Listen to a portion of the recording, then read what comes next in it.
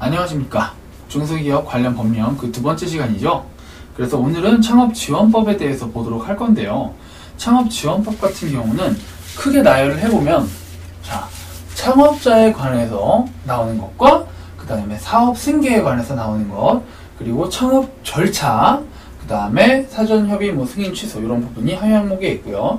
그 다음에 후라고 적어놨는데 이건 사실 이 부분 법령 관련해서 누가 권한이 있느냐, 어떤 사람 이름이 가장 많이 나오느냐라고 했을 때 중소기업 총장이다 라고 해서 적어놓은 거고요.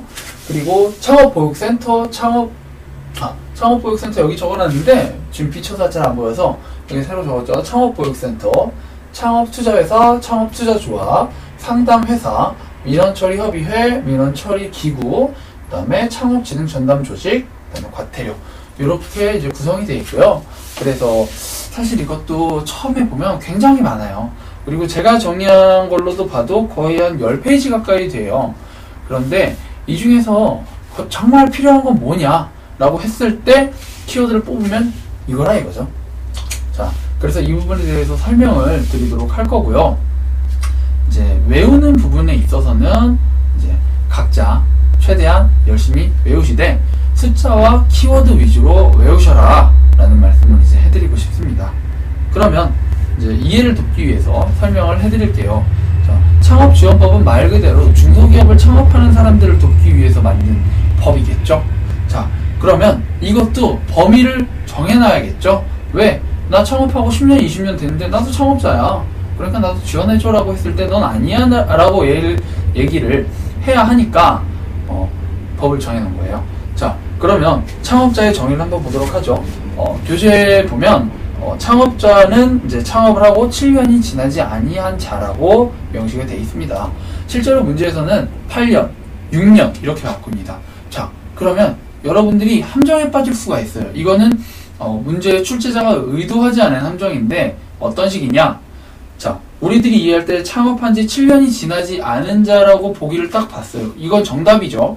근데 자, 이 중에 창업자가 아닌 사람을 고르시오 라고 했을 때 창업하고 6년이 지나지 아니한 자라면 딱 보고서 6년? 7년 이하네? 그러면 6년 된 사람도 창업자잖아 라고 해서 그걸 체크하면 틀린다는 거죠. 자, 법령 문제에서 물어보는 건 뭐냐 라고 했을 때 그 이하를 물어보는 게 아니라 딱 그대로 7년, 7이면 7, 6이면 6 이렇게 외우셔야 합니다. 어떤 건지 이해가 가시죠? 그래서 제가 문제를 풀고 한번 틀린 적이 있었는데 이런 부분을 이제 확실히 짚어드리고 싶었어요. 자, 그러면 예를 들어서 문제가 창업하고 5년이 지나지 아니한 자는 창업자로 본다 라고 하면 이건 맞을까요? 당연히 틀리는 거죠. 7년인 거예요. 자, 그러면 법인인 경우에는 어떤 기준으로부터 이제 창업을 보냐라고 했을 때 설립 등기일로부터 창업이 시작되었다고 보는 거고요. 개인인 경우에는 사업자 개시일부터 창업을 했다고 보는 거예요. 단 이제 사업 계획을 승인받는다거나 하면 그거는 사업자 등록일부터 창업을 했다고 이제 보는 겁니다. 자, 그러면 두 번째로 볼 게 뭐냐? 정의와 범위를 봤죠. 사업 승계. 사업 승계 같은 경우는 뭐냐면 승계는 물려받는 거죠, 흔히들. 물려받는데 얘네들을 창업으로 볼지 말지를 정해야 돼요. 예를 들어서 내가 아빠한테 옷공장을 선물로 받았어요. 물론 승계를 받은 거죠. 자, 그럼 옷공장을 그대로 해요. 이거는 승계죠. 그렇기 때문에 창업자가 아니기 때문에 이제 혜택을 안 준다. 뭐 이런 거죠. 근데 여기서 주의할 점이 있어요. 되게 블라블라 말이 많아요. 자, 교재에 보시면은 1번부터 4번, 1번부터 2번 해서 쭉쭉쭉 나와요. 볼까요? 상속, 증여에 의해 사업을 물려받거나 폐업한 타인의 공장을 인수하여 동일한 사업을 계속하는 경우 또는 양도 양수해서 사업을 하는 경우 이건데 다 필요 없고 결론은 뭐냐? 딱 하나로 압축됩니다. 자, 내가 신발 공장을 인수를 해서 혹은 물려받아서 신발 공장을 하면 그거는 사업 승계예요.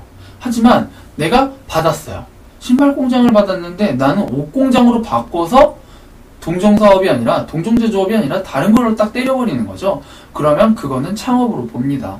그 차이예요. 그래서 자질구레한 거 외우실 필요 없이 결론. 자, 사업 A 받았어? 나 A 안 하고 B 할 거야 라고 하는 순간 그건 창업이라 이거죠. 간단하죠? 그래서 굳이 외우실 필요 없습니다. 그래서 단두리를 치셔야 돼요. 공부하다가 이거는 한 번만 이해하면 되는 걸 가지고 한 10가지를 뭐 외워야 된다. 그랬을 때 이해하는 걸로 끝내야지 10가지 외우는 걸로 끝나면 한도 끝도 없다 이거죠. 아, 잠깐 빼먹었네요. 자, 적용 범위라고 해서 이 범위 안에 또 다른 게 있습니다. 자, 적용 범위는 뭐냐? 적용이 이제 안 되는 사업군을 이제 얘기를 한 거예요. 그래서 적용이 안 되는 사업, 창업으로 적용을 못 받는 사업이 뭐가 있냐? 숙박, 음식점, 금융보험, 부동산, 무도장, 뭐 레저, 그 다음에 갬블링, 기타 이제 개인 서비스업, 뭐 그런 거 안 된다 라고 했고, 여기서 예외를 둔 게 산업용 세탁업은 이제 제외를 해서 얘네들은 중소기업으로 본다 라고 하는 거죠. 그래서 그 밖에 제조업이 아닌 업종으로서 지식경제부령이 정하는 업종이에요. 자, 여기서 문제가 어떻게 나오냐? 이 적용 범위에 관련해서 이렇게 보기를 주고서 이제 적용이 안 되는 사업군을 골라라. 그래서 부동산, 무도장, 뭐 골프, 스키장 1, 2, 3, 4번을 했어요. 5번은 어떤 식으로 주냐? 그럼 산업용 세탁업 딱 했을 때 5번은 이제 창업지원법에서 지원이 되는 대상인 거죠. 그러니까 그런 부분을 잘 잡아내셔야 돼요.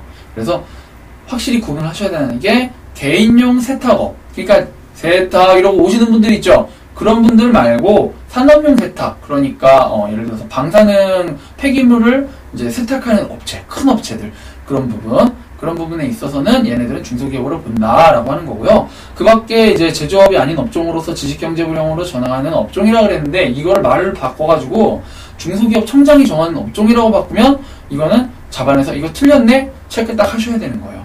자, 말장난 많이 하니까 그런 부분에 대해서 주의를 하셔야 됩니다. 자, 그럼 우리 사업 승계도 아까 전에 다시 봤었죠? 창업 절차에 대해서 보도록 하겠습니다. 이 창업 절차라는 건 공장 설립 시에 적용이 되는 거예요.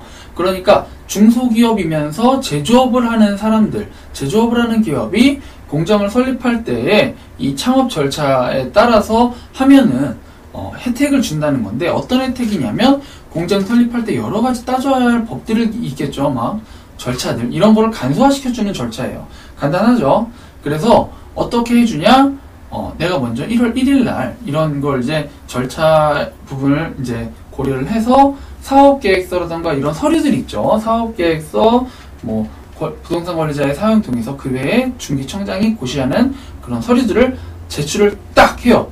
제출을 하면 20일 안에 중기청장이 너 돼? 설립해? 혹은 하지마 라고 알려줘요. 근데 만약에 20일이 넘었는데도 아무 말이 없다, 그러면 승인된 걸로 가름을 합니다. 승인된 거야. 그러니까 말하기도 귀찮으니까 알아서 생각해 라고 하는 거죠. 그래서 20일 넘으면 자동 승인이다 라는 것만 기억을 해두시고요. 사업계획 사전협의라는 게 있어요.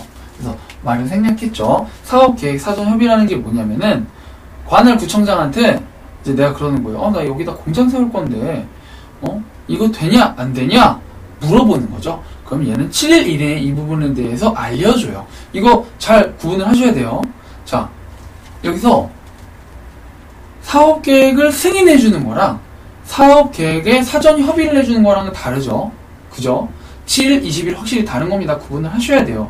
그래서 사전 협의 같은 경우는 이제 어떤 거냐면, 내가 공장 다 차렸는데 갑자기 어느 날 오더니 야, 너 여기다 공장 차리면 안 돼 라던가, 내가 공장을 다 차려놓고서 나 이제 했으니까 등기시켜줘, 설립 등기시켜줘, 나 등록시켜줘라고 했을 때 이거 안 되는데? 너 큰일 났다, 너 망했어 라고 할 수는 없지 않습니까? 그러니까 7일 이전에 서로 이제 원만하게 해결을 하기 위해서 얘기를 하라, 뭐 이런 거죠. 그 다음에 사업계획은 아까 전에 이제 공장 설립할 때 이제 간소화시켜주는 거죠. 등록 절차를. 그런 게 바로 혜택이에요. 그런 혜택을 받았으면 당연히 뭔가 의무가 있겠죠. 어떤 의무냐면 이제 사업계획을 내주는 거죠. 내주면 어떻게 되냐?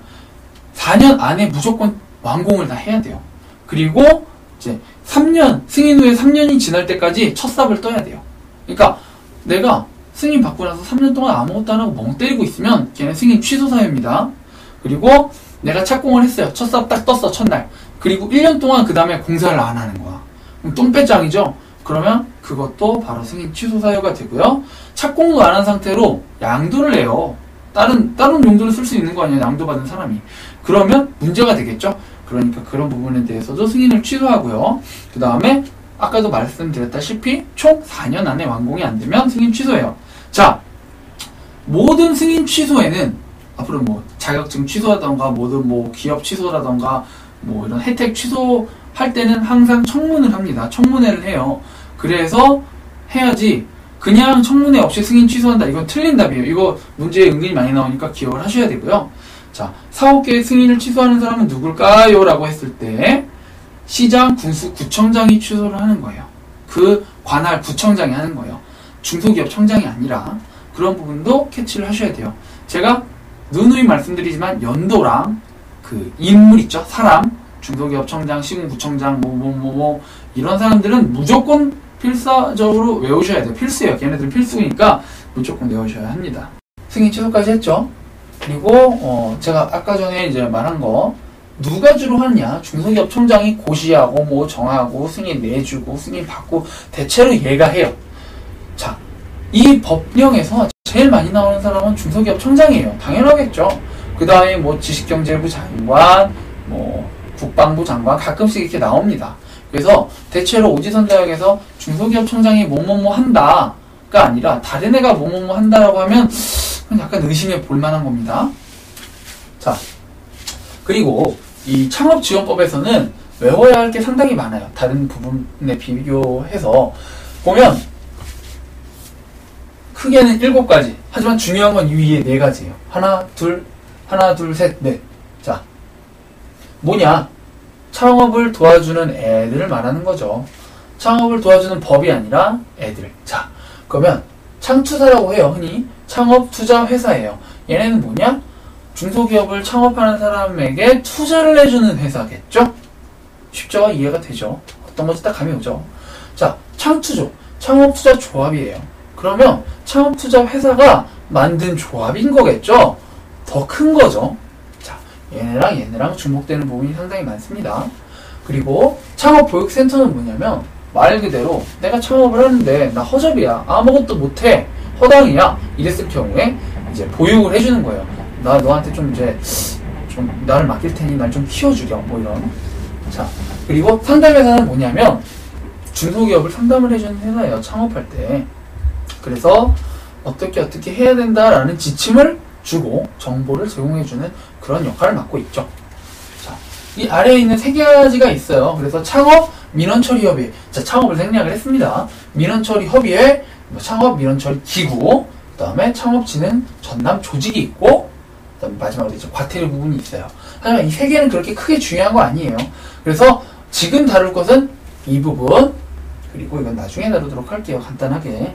자, 교재를 보시면 상당히 많이 나와 있어요. 그래서 창업투자회사 같은 경우에는 볼까요? 한 페이지가 좀 넘네요. 2페이지 정도 되네요. 한 페이지 되네요. 한 페이지. 자, 보면 지정 요건이 있고 지정 신청, 그 다음에 변경 신청, 그 다음에 지정 취소라던가 등록 취소, 뭐 중단 사유 뭐 이런 게 있습니다. 자, 다 외우셔야 돼요. 이거 외에도 상당히 많아요. 뭐 업무라던가 뭐 그런 게 있는데 그런 부분은 단둘이 했습니다. 그래서 시험에 나올 법한 부분, 가장 많이 나왔던 부분, 앞으로 나올 것 같은 부분을 정리를 했어요. 그래서 지정 요건 같은 경우에 많이 나오죠. 전문 인력 2인 이상 보기 이렇게 나와요. 자, 창업투자회사 지정 요건이 아닌 것은 이렇게 해놓고 뭐 전문 인력 3인 이상 이거죠. 전문 인력 2 이상, 납입자본금 50억 이상의 주식회사, 뭐 임원 결격 사유가 뭐 없는 사람 뭐 어쩌고저쩌고, 그 다음 미성년자는 뭐 할 수 없고 이런 게 있어요. 이걸 다 외우셔야 됩니다. 다 외우셔야 돼요. 이게 굉장히 중요한 거예요. 그리고 지정 신청, 뭐 지정 신청할 때 첨부할 서류를 얘기하는 거예요. 그래서 뭐 정관도 내야 되고 사업계획서도 내야 되고 뭐뭐뭐 내야 돼요. 이건 외우기 상당히 까다로워요. 하지만 이런 부분에서도 문제가 나올 수 있다는 점을 기억을 해주셔야 합니다.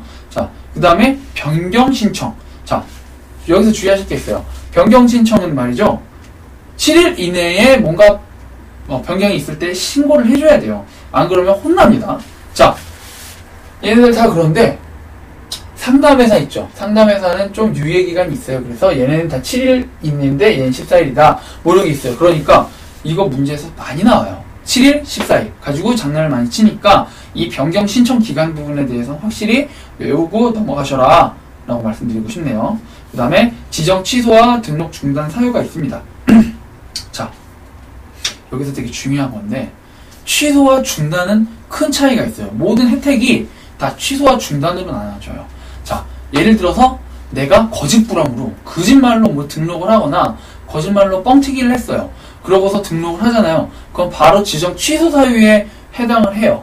하지만 자, 그 외에 모든 것들은 지원 중단 사유가 되는 거죠. 돈 주다가 거짓말로 등록한 게 아닐 시에는 그냥 중단하는 거예요. 뭐 이런 게 있겠죠. 뭐 1년 이상 뭐 어디 투자하지 않는다거나 뭐 내가 뭐 실수를 해서 잘못하거나 이러면 중단을 하는 벌칙 페널티가 있지만 애초에 등록을 거짓으로 했을 땐 취소를 해버린다는 점, 그거 문제에서도 이제 자주 나오니까 확실히 짚고 넘어가세요. 어떤 식으로 나오냐?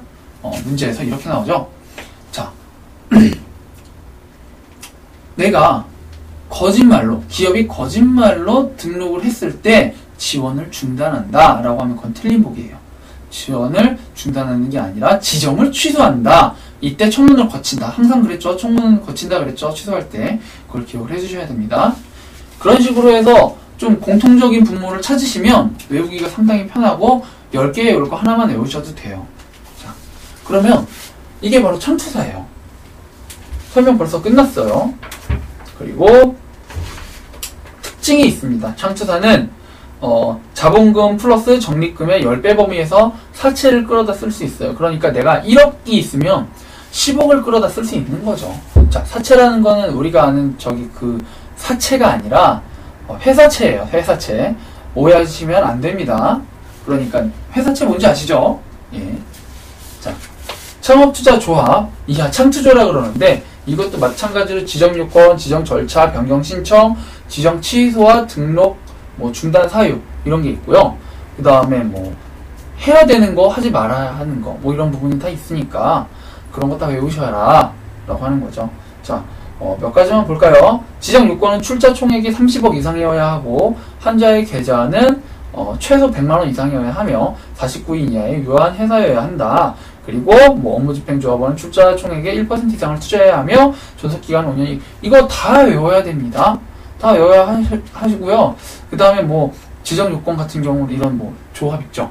얘를 앞으로도 조합이 몇 개 나오는데 비등비등해요. 거의 다 비슷비슷해요. 하지만 뭐 출자 총액이 뭐 30억, 50억 뭐 이런 게 달라질 수 있고요.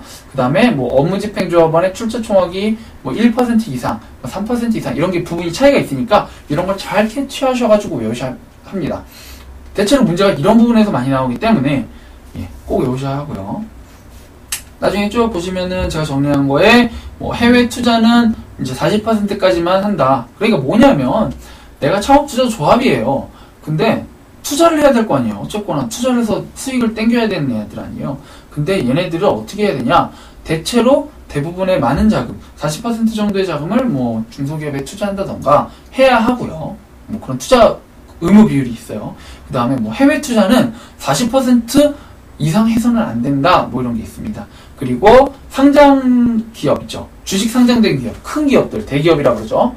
뭐 어쨌거나 대기업 아닌 애들도 있긴 하겠지만 상장 기업은 출자금 총액의 20%까지만 투자를 할 수가 있어요. 왜? 얘네들의 목적이 뭐예요? 그쵸? 중소기업, 힘 없는 기업에게 투자를 해가지고 도움을 주는 애들이기 때문에 얘네들도 아무리 영리 목적이어도 적당히 하라 이거죠. 자, 그래서 그런 것들이 있고 특징이 또 있어요. 제가 특징만 정리를 해놨어요. 이 외워야 되는 부분이기 때문에. 창업투자조합의 특징은 민법을 준용한다는 데 있다. 그래서 보기에 어떤 식으로 나왔냐? 옛날에 창업투자조합은 민법을 준용한다가 아니라 기업법을 준용한다. 헌법을 준용한다. 뭐 이렇게 나와요. 그건 틀린 거예요. 캐치를 잘 하십시오. 자, 상담회사 같은 경우도 지정 요건과 뭐 지정 신청, 뭐 변경 신청 이런 부분이 다 있겠죠? 다 똑같아요. 어쨌거나 얘네들 다 비등비등해요. 그래가지고 이제 그리드 모형 있죠? 격자 모형으로 쭉쭉쭉 만들어가지고 그 안에 자기 스스로 정리를 해보셔야 됩니다. 이거는 제가 여기서 말로 한다고 해가지고 뭐 머릿속에 들어오면 그건 뭐 천재죠. 그건 말이 안 되는 거기 때문에 손으로 써보시면서 이 부분은 특히 손으로 꼭 써보시면서 정리를 하셔야 돼요. 그래서 머릿속에 도식화를 시켜놔야지 나중에 머릿속에서 빼서 끌어쓰기가 편합니다. 자, 상담 회사도 뭐 생략을 하겠습니다. 자, 뭐 창업보육센터도 마찬가지예요. 다 비슷해요. 자, 그러면 이제 창업민원처리협의회. 자, 이거 주의하실 게 있어요. 이게 뭐냐면 어디에 소재하느냐 이런 것도 나와요. 그래서 창업민원처리협의회는 지방중소기업청에 소재를 합니다. 만약에 정부에 소재한다 아니면은 무슨 구청에 소재한다 라고 했을 때 틀린 거고요. 위원장과 위원 누군지도 확실히 알아주셔야 돼요. 자, 지금 여기서 제가 보면 거의 한 10줄 내외로 정리를 해놨어요. 창업민원처리협의회. 그렇죠. 근데 실제 법령에서는 굉장히 길어요. 그러니까 필요한 부분만 정리를 해놓은 거니까 이런 건 꼭 외우시고 넘어가셔야 됩니다. 글씨토시 하나라도 뭐 빼먹는다? 그러면 아니 되는 거죠. 예. 창업민원처리 보실까요? 3줄밖에 안 되죠? 자, 읽어볼게요. 이건. 이는 정부가 설치하는데 모든 시군구에 설치를 하고 인력을 배치한다. 시장, 군수, 구청장이 설치 운영에 관한 사항을 따로 정할 수 있다. 자, 이렇게 돼 있죠. 그리고 제가 이제 아래 주석으로 달아놨는데 이 부분은 이제 중기청장이 따로 정한다라는 식으로 바꿀 수 있다는 거죠. 자, 시장, 군수, 구청장이 설치 운영에 관한 사항을 따로 정할 수 있다가 아니라 중소기업 청장이 설치 운영에 관한 사항을 따로 정할 수 있다라고 하면 그건 틀린 거다. 자, 제가 뭐라 그랬죠? 처음에 연도, 그 다음에 키워드, 사람 이름. 사람 이름은 아니죠. 명칭 이름을 꼭 외우셔야 한다. 그죠? 이런 걸 주로 바꾸기 때문에 이런 걸 외우셔야 돼요. 되게 치사하게 나오죠. 솔직히 이거 뭐 굳이 안 해도 되는 건데 실제로 내가 업무할 때 그렇게 쓸 일은 아닌 건데 그래도 일단 과목이니까 충실하자. 자, 창업진흥 전담 조직을 볼까요? 이것도 중소기업 청장이 뭐 설치를 한다. 그리고 이거는 비영리 전문기관이나 단체의 신청을 받아서 설치할 수 있다. 블라블라블라 막 나오죠? 다 외우셔야 됩니다. 자, 그리고 이거 외에도 이제 제가 마지막에 설명을 하려고 기다리고 있었던 건데 전문 인력이라고 자꾸 나와요. 뭐냐면 앞에도 보면은 뭐 얘는 뭐 볼까요? 창업투자회사 뭐 이런 거 있었죠. 뭐 2명 이상의 전문 인력을 고용해야 한다 뭐 이런 게 있었죠. 그 전문 인력이 대체 뭐냐라고 했을 때 제가 정리를 해놨죠. 전문 인력이 뭐냐면 그 관련된 사업에서 뭐 몇 년 이상의 경력이 있거나 아니면 뭐 학위가 얼만큼 있고 몇 경력이 있고 뭐 이런 거에 다 정해져 있어요. 이런 부분에서 여태까지 시험에 나온 적은 거의 없어요. 그럼에도 불구하고 알아두시고 가셔야 됩니다. 예. 그래서 뭐 10년 이상의 뭐 변호사 경력을 가진 사람이 전문 인력이다. 뭐 이런 사람이 2명 이상 있어야 된다. 라고 하는 거예요. 그래서 간단히 읽어볼까요? 경영 분야 쪽에서는 대학에서 경영학을 강의하는 전임 강사 이상의 교원이 바로 전문 인력인 거고 기술 분야에서는 자연과학 분야의 박사학위 소지자가 이제 전문 인력인 거죠. 그러니까 이런 부분을 또 외우시면 도움이 많이 됩니다. 자, 마지막으로 과태료 한번 볼까요? 자, 이 과태료가 말이죠. 여기에만 있는 게 아니라 다른 법령들에도 있어요. 예를 들어서 뭐 소기업 소상공인을 흉내내는 그런 명칭을 도용하는 그런 애들한테 과태료를 뭐 1,000만 원을 매긴다 뭐 이런 게 있습니다. 자, 과태료 액수의 차이가 나기 때문에 이런 액수를 꼭 외우셔야 돼요. 이거 문제에 은근히 많이 나오는 단골 문제예요. 자, 그러면 기본법에서는 과태료는 300만 원과 500만 원으로 나뉘어요. 이것도 하위 항목이 상당히 많습니다. 외울 게. 결론은 뭐냐? 고의적으로 악질적으로 거짓말을 하거나 그짓부렁을 하거나 뭐 그래서 등록을 하고 뭐 타먹고 이러잖아요. 그럼 그거 500만 원이에요. 하지만 내가 깜빡하고 신고를 안 했어. 그런 경우 고의성이 좀 없다, 적당히 없다 이러면 300만 원. 그렇게 크게 나눠 보시고요. 그 다음에 하위 항목들은 이제 찾아보도록 하는 게 이제 바람직합니다. 이 외에 이제 외울 만한 게 뭐가 있냐면 이제 중기청장의 이제 권한과 업무를 위임하는 거죠. 내가 중소기업 청장이야. 할 일이 너무 많아요. 진짜. 이것만 보면 너무 많아. 나 밥도 먹고 똥도 싸야 되는데 너무 많은 거야. 그러면 내 권한을 좀 위임을 해주고 그 다음에 나의 업무를 양도를 해야겠죠. 그죠? 그런 부분이 있어요. 누가 누구한테 누구 어떻게 하고 얘가 어떻게 한다. 이런데 너무 많으니까 패스합니다. 굳이 나오면 한 문제, 두 문제 정도 나오긴 해요. 한 해에. 한 해에 12년도에도 나왔었고, 근데 노력한 거에 비해서 절대로 좋은 점수를 얻기 힘들다. 내가 다 외워도 피끗하면 날아가니까 패스하도록 하겠습니다. 자, 오늘은 이제 창업 관련해서 본 거였고요. 다음 시간엔 특별법이라 그래서 소기업, 장애인, 그 다음에 여성기업, 뭐 이런 기업 그 세 가지 나눠놓은 거, 그런 걸 보도록 할 겁니다. 질문 같은 사항은 이제 저번에도 말씀드렸다시피 올려주시면 제깍제깍 할 거고요. 제가 강의를 좀 빠르게 하다 보니 빼먹은 부분이 분명히 있을 거예요.